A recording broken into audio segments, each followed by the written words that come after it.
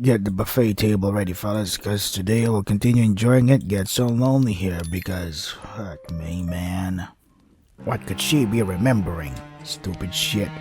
You have never seen a plague before, like how do you even see? Though you have heard of them in your history lessons. Your history professor was quite enthusiastic about the subject. He was strangely enthusiastic about the death of a million people. So weird. She talked about piles of dead bodies stacked up on the streets and stacked up into wooden carts, come to take them away, with no shortage of a plumb, whatever. She was a strange woman, your history professor. Are we gonna see a picture of her? Nothing? No flashback? Nothing? Okay, who gives a shit? The plague came on very suddenly. There was no warning. One day everyone was fine, and the next they were all dead. It is with no small amount of anxiety that you eyed the gravedigger. Then you asked worriedly, surely they could not have all died? She just said everybody's just fucking died. You are... Calm down. Calm down.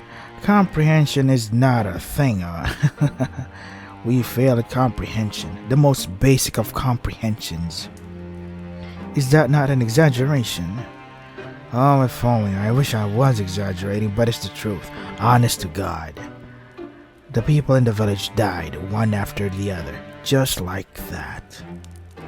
I saw what the plague does to people firsthand. My father was one of the first people who caught it. I think one of the bodies which came through, then we buried, must have had it. Not that I know for certain, I'm just guessing. Still. My father didn't have an easy time of it. His skin turned all gray and clammy, and he complained of a horrible fever. There were night sweats and stomach cramps. We just lacked the medical knowledge to cure that stuff. And then there were the boils. Ew. The boils? Wow, I can't believe our ears are working perfectly. Yes, the boils. But I don't even know how to pustules. They were the size of eggs and they were full of pus. When they burst, it stunk. The whole house was full of it. The stink of death. The wise woman of the village came to see if she could be of any use, but it was no good. My father was too gone already. She took one look at him lying on his deathbed and she shook her head. She said she didn't want to get any closer. I mean, he's already on his deathbed. There was no other choice. There was no other cure. We didn't even call a goddamn doctor, a medical professional. Just some woman we trusted. I can't say I blame her. It was a ghastly sight. I didn't appreciate it at the time, though. It felt like she was turning her back on us. I wished her ill. I remember that after she left. And now look at what your wish has... Look at all the effects that you wish because you wished for this. Until a few days passed and she fell sick too. Then I felt bad for cursing her. I couldn't help but worry if it was all my fault. It's silly, I know, but... The gravedigger closes her eyes. She seems to squeeze her lids together until her lashes melt like flecks of fallen snow. Her shoulders, which are very slender, are shaken. She looks as though she might at any moment fall apart. It wasn't long after that the rest of the village fell ill. They all had the same symptoms as my father, the clammy skin and the fever and the boils. The boils grew, then they burst, and then they died in screaming, stinking agony. My father died too, only 3 days after he fell ill, but I think even that was 3 days too many. Well, what can I say? A man's a survivor. He really wanted to fight for his life. I didn't want my father to die, of course. I did everything I could to help him, but it was all pointless. None of my herbal salves had any impact. My herbal salves did not solve anything. Ha ha ha. I couldn't make a blind bit of difference. All I did was stand about his bedside, telling him it'd be alright, until his eyes sank into his skull like 2 black stones and his mouth dried out. During that last day before he died, he might have been a corpse already. He didn't look at me. He didn't speak to me. He just lay in bed with his eyes closed, groaning. I never wished any ill on my father before, but during those moments, The gravedigger squeezes her hands, which are resting upon her black-clad lap, into fists. Oh, she's getting ready to punch us in the face. She trembles. Then, in a voice throbbing with awful emotion, she says, I wish he just died. Wish granted, bitch. Well, based on her anecdote, it doesn't sound like she had overly long to wait. What an asshole. I wonder if she would consider that a silver lining. Shut the fuck up. Don't tell her that. No, perhaps not. Don't tell her that, you asshole. The gravedigger is still shaken. She will not cry, will she? You hope not. Awkwardly, you look at the gravedigger. You're not sure how to soothe her, but you know you must make some sort of an effort, even if it is a token one. You shift upon your chair, which feels very cold and hard beneath your thighs. Then you say very softly that you are sorry. It is not much, but it's all you can think of saying. You had thought initially that your situation was comparable to that of the gravedigger, but now you can see that this is not the case. No kidding. A sheltered princess, a sheltered whatever, is fucking running away from a goddamn stalker, is comparing herself to the life of a gravedigger that does nothing with her life except dig grave after grave after grave. So, you really think that your situation is comparable to that of the gravedigger? I could have told you that. Her suffering has far outstripped your own. Yeah. We think the world revolves around us. Not that suffering is a competition, of course. Your apology feels inadequate to your ears, largely because it is, but the gravedigger seems not to mind it. How the fuck do you know that? You're just assuming things, man. She's a very big-hearted, that girl, to smile at you so, no matter how foolish you might be. Do you really deserve such kindness? Nope. Just kill me. Bury me alive. Do something cool. Do something interesting. This is fucking boring. Holy shit. Oh, again with the apologies. It is alright, like I said. You didn't cause any of this. I'm not upset. I'm not upset at you. I'm just recounting what happened is all. I do wonder, though, why I never fell sick myself. You are the carrier of the disease. I thought I was going to die, so I'd already prepared for the Reaper to come and take me away. But maybe he wasn't interested. Maybe he'd already satiated his appetite on all the others. That, or maybe he thought he'd have to leave me alive for practicality's sake. Yeah, he has a quota to follow. Leave one person alive. With my father gone, who else would tend to the dead? Yep, at least he understands his role. I was the only person left by the end of it all, so as I had to bury the people in the village. They're all resting peacefully now under the earth, where the plague can't reach them. On the one hand, I'm happy for them. They were able to escape from all their suffering. They had 3 days worth of suffering, but hey, at least they're dead now. When I think about all the people I've lost, though, the gravedigger tenses. Then she sniffs. When I think about the kindly washerwomen who helped me scrub the mud and the dirt from my clothes. Aha! So this village did have its fair share of washerwomen after all. What the fuck? Why are we so excited? Listen to the fucking story she's sharing. It would seem your earlier insistence upon this particular point was not without merit. Who gives a shit? Holy shit. And the handsome young farmhands who used to flirt with me. The priests who preached at the church, who told us wonderful tales of paradise, and the children who would skip stones on the lake and play hopscotch in the streets. I can't help but feel so lonely. The gravedigger's eyes begin to shine once she has finished her address. Okay, with tears, but she does not let it. What address? What location are we talking about here? She is being very brave, much more so than you are, and we are very sumptuous. We keep assuming things, assuming stuff, thinking about dumb shit that is not relevant at all or is not appropriate to the current situation. What the fuck is wrong with you? Anxiously, you extend a hand towards her, meaning to... what? Give her a hug. You do not know her well enough. Pat her head. That would be infantilizing. Squeeze her hand. Perhaps that could be misconstrued as a romantic overture, and that is the last thing you want. You enjoyed more than your fair share of teasing over that. You sit there for a few moments, paralyzed by indecision, as the gravedigger poorly suppresses her sniffles.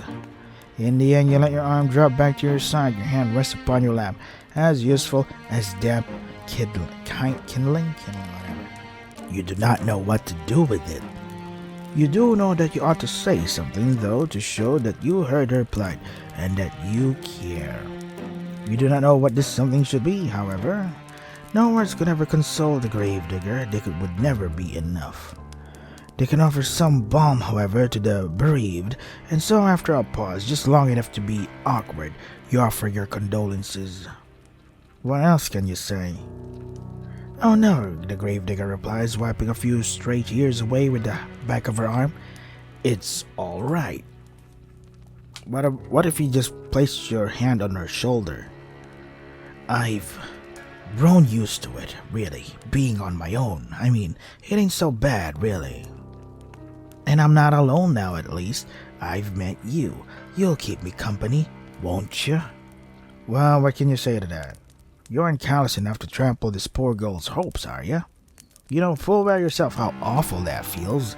I know how drowning feels. You could do nothing but nod, a response which makes the girl smile more widely still. That's wonderful. I know you're just a traveler who's passing through, but I can offer you bread and board until you leave. I have food enough and a spare bedroom. I can make it up for you right now. You must be tired after your long journey. Just give me a moment. And then she knocks us out. The gravedigger rises to her feet in a flurry of excitement, then retreats.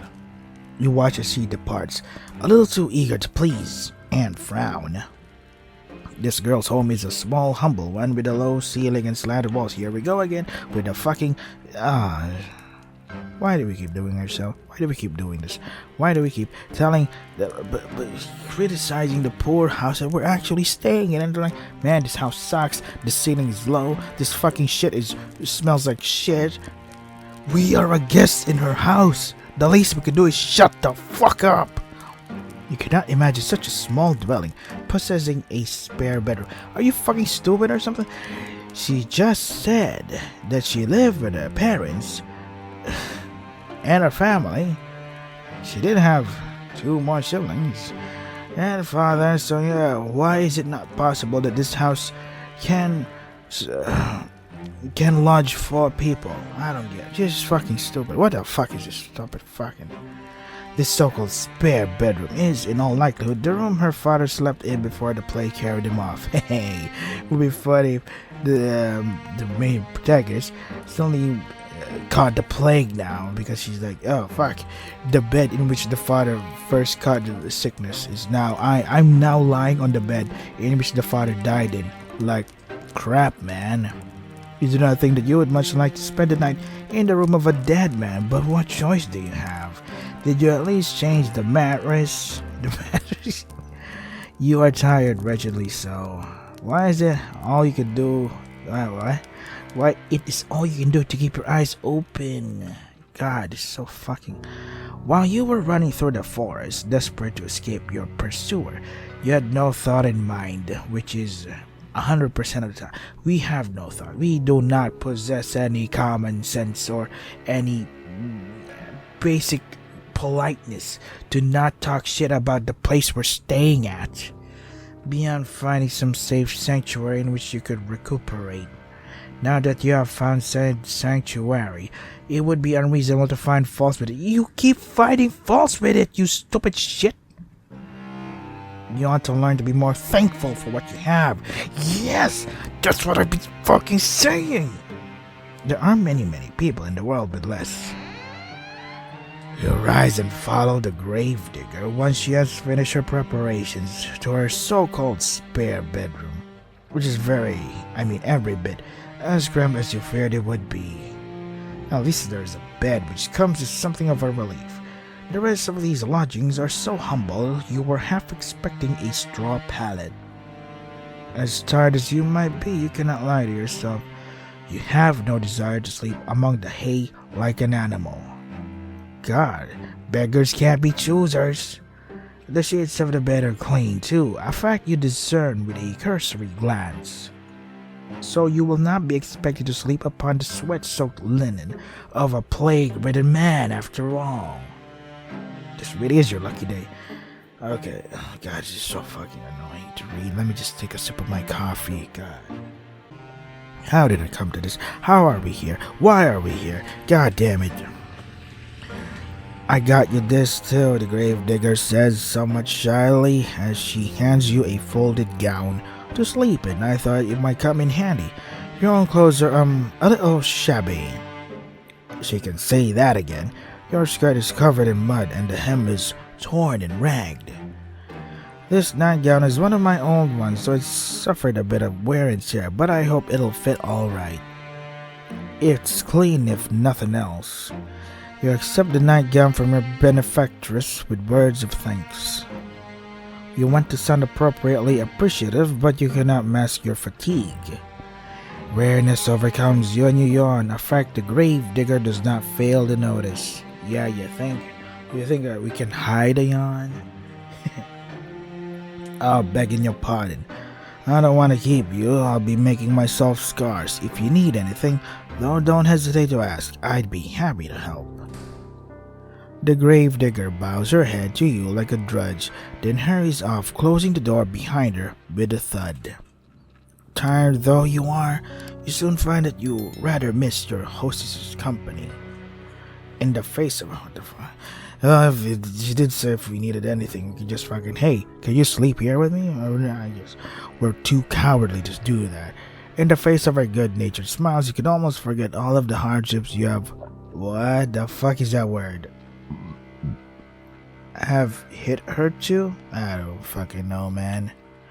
In her absence, however, your lodgings feel almost unbearably cold and inhospitable. You suppress a shudder, then clothe yourself. You work as quickly as you are able, but your fingers are cold and they fumble with the buttons of your blouse. It takes you more time than you would like to complete this endeavor, but you soon have your shirt and your skirt dispensed with. You are too tired to fold them neatly, so you do not bother to fold them at all.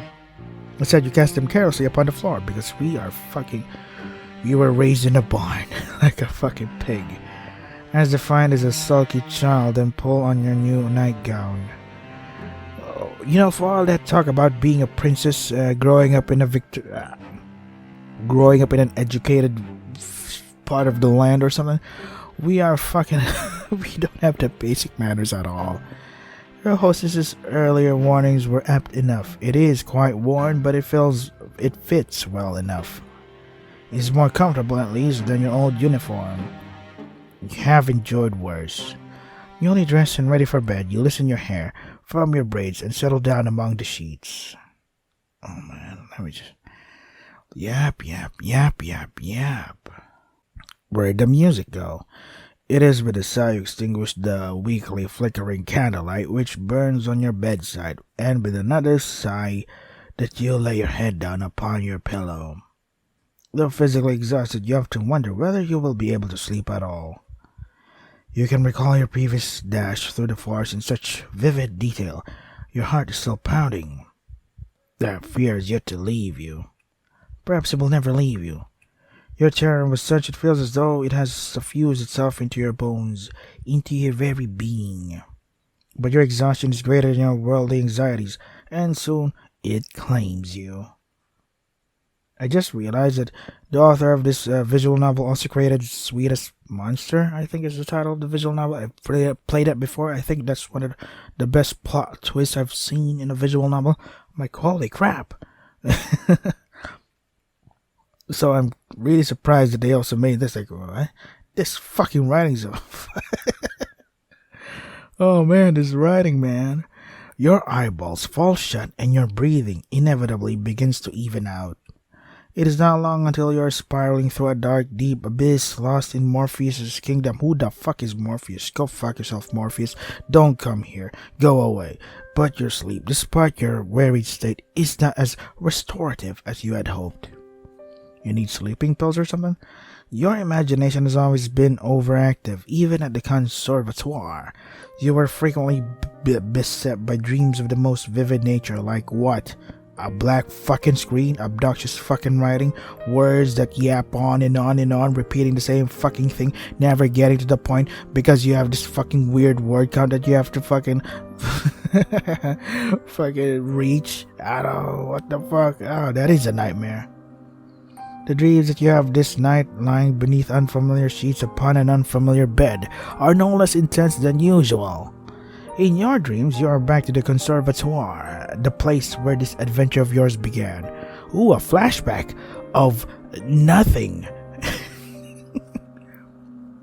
You are wearing the crisp white blouse you once discarded and your gray, unremarkable skirt.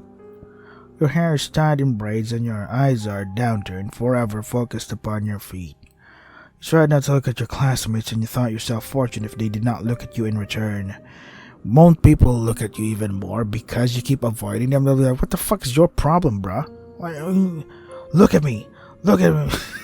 Especially when you are in a socially active... what's that fucking word called? What was the word? Where they encourage you to be socially active with each other. So yeah, so you're not looking at them is really not what they expect from you.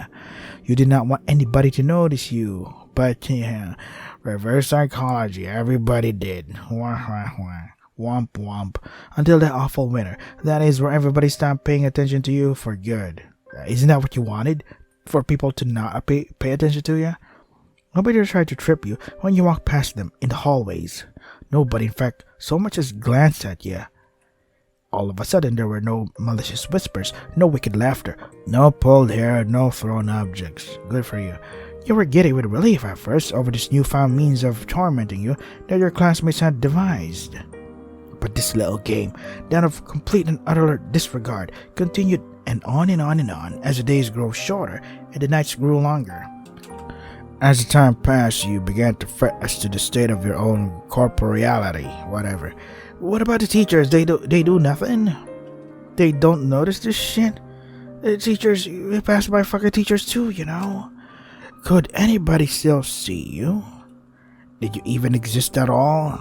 The wound marks on my wrist says yes. Then at long last you found it, quite by accident, the source of all your woes. One of the girls had erected it in the forest through which you were sometimes bidden to jog for PE class, beneath the shade cast by an old oak tree. It was a makeshift tombstone, a small, meager monument made of stone. Okay, it is a tombstone, of course it is made of stone, upon which one of your classmates had hewn a name. Your name. Whoa. Are you dead? Hooray, are we undead? Cool. You knew at once as you stood there, standing beneath the shade of that ancient tree, that this was the reason behind your classmates' silence. This was why they had for many months been ignoring you so assiduously. I don't know. They had buried you, even like literally or just metaphorically. In their hearts you had already died. Oh, okay. Thanks for the clarification, guy. Your eerie dreams notwithstanding, you sleep more comfortably than you had anticipated. I thought we were having trouble sleeping. Now we're like, I guess we slept comfortably. Which is it? When you awake the following morning to the sweet chirping of birdsong, you feel well rested, albeit woozy. God damn it, which is it? Your head is aching, but then it's not really. What the fuck? It is nothing, however, that a cup of hot tea cannot fix. You expect the gravedigger to ready some hot tea or something? You think, whatever.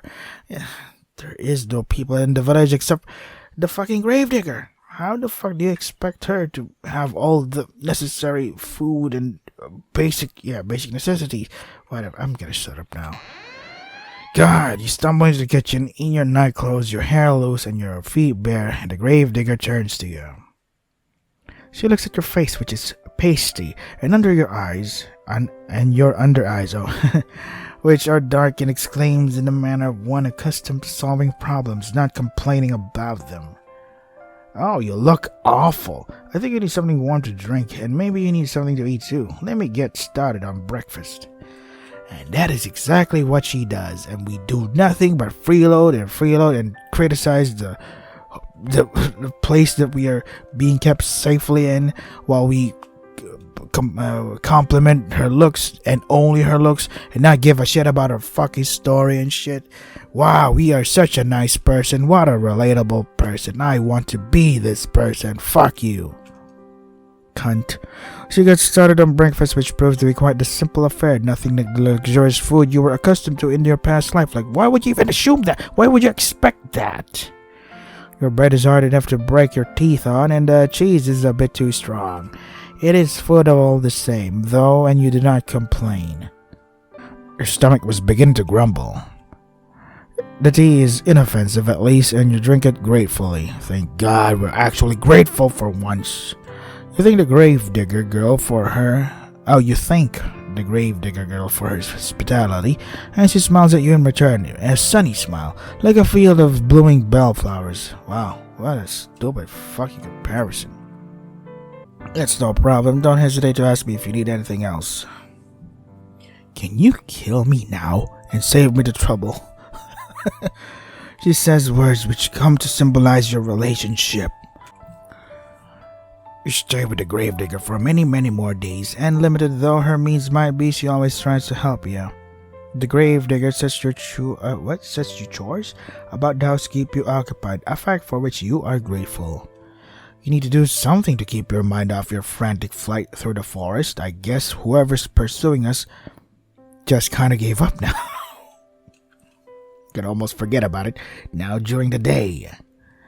During the night, however, it returns to you, the sound of your feet against the foliage and the swirling fog. When you sleep, you are assailed by nightmares. Sometimes you awake after midnight, the sheets twisted around your body, and your mouth gaping open in a... Why? There's so many fucking words that are... You think people would expect to read this shit. Parallax of terror, whatever. Though you try to tell yourself otherwise, you are still afraid. Being with a gravedigger makes you feel less so, though, particularly when you are sweeping the floor or keeping an eye on the bread loaves so they do not burn. You attend to most of the domestic chores. Like the gravedigger, concern herself with the work she knows best, that is, digging graves. Wow, no shit. Her dogged persistence when it comes to this pursuit intrigues you so much so that you cannot help but pose a question to her on one particular morning when the sky is festooned with clouds. Why, you ask her, perhaps such insensitively, do you continue to dig graves? Why shouldn't she? People have to do something. If they don't, then they'll be depressed. If you don't have anything to do, your mind goes to awful places. There is nobody left after all to dig them for. You have always been practical, and you cannot see the point of it. Maybe this is why people don't like you. You keep asking dumb shit. And what is the point of it, huh? The gravedigger ponders while holding her precious shovel to her chest. If you bash me in the head right now with your shovel, I won't blame you. Fortunately, she does not seem upset by her question, despite its bluntness. She does look a little pissed. You should count yourself lucky her temperament is so very placid. I don't suppose there is any point to it, really, the gravedigger eventually says with a small smile. I know it doesn't have any practical purpose, but... well... digging graves is what my father did. He showed me how to do it so I could continue his legacy. Okay. My father wanted to keep our family tradition going. God, I can't pronounce shit today. And I suppose I want to do the same. That's all there is to it, really. That's all? Is it? So how the hell are you supposed to dig graves without a body? I mean, there's not any other bodies here except for you and me. Oh. I think you can understand that. Maybe we should just leave the village right now. How long are we gonna fucking stay here? Though your companion's actions might appear to be illogical, there is a kernel of reason nestled amongst them. Yeah, it's amazing how people have different beliefs, different things that they want to do with their life. Like, why do you keep intruding these? Why do you... She does not dig graves out of any sense of purpose. She does it instead out of sentiment. Besides, I have to do something to keep myself busy, don't I? If I spend my days idling all on my own, I think I'd go mad. The gravedigger laughs at this, as though the prospect of her own madness is amusing. Her laugh, despite her slender stature, is not particularly delicate. It reminds you, perhaps unkindly, of the braying of a horse. Saying she looks like a horse? You are ashamed of thinking such a thing, though, and your face flushes with the guilt of it. We cannot all be well-bred young ladies, you know. Yeah, what an asshole. God damn. Still. The laughter of the gravedigger as it echoes through the gray, gloomy sky is strangely desperate. It sounds forced. Her smile, too, is a touch unnatural. The rictus grin of a corpse. If you find, despite your attempts to return her laughter with a polite giggle, that you cannot help but pity her. I'm fucking tired of reading this shit, so it gets so lonely here. If you want to try the game for yourself, links in the description. That is all for today's station, and dig over. So this fucking boring Snoresville.